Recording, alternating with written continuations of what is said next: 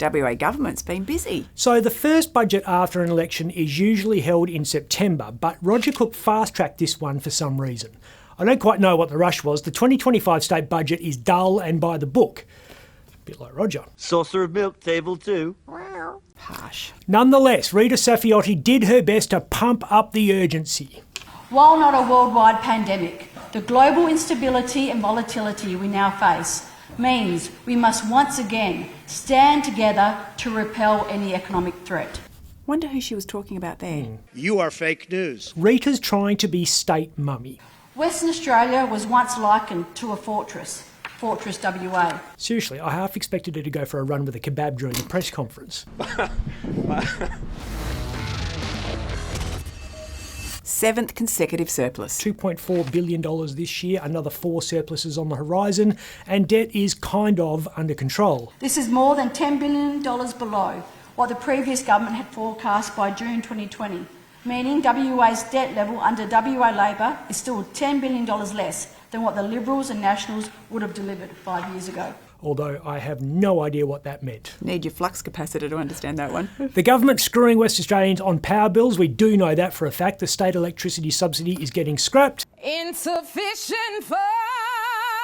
But Rita managed to take credit for the federal rebate. The budget also reflects an additional $177 million in energy bill relief for households and eligible small businesses, which we will deliver on behalf of the Albanese Labor government. Thanks very much. And there was a lot of talk about housing. I added these up. In her 20-odd minute budget speech, the Treasurer said the words housing, house or home no fewer than 66 times.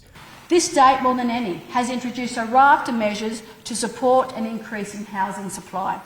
We are pulling every lever. She's pulling something. We still don't have any rooms that are free. We are leaving no stone unturned. Maybe we could live under a rock. We are creating more opportunities for home ownership, with $210 million for 1,000 shared equity loans. Or with John Carey. Another $21 million in the outdoor adventure package. Or in a tent. We are establishing a $50 million housing innovation fund to support alternative production methods, building materials. Or a cardboard box.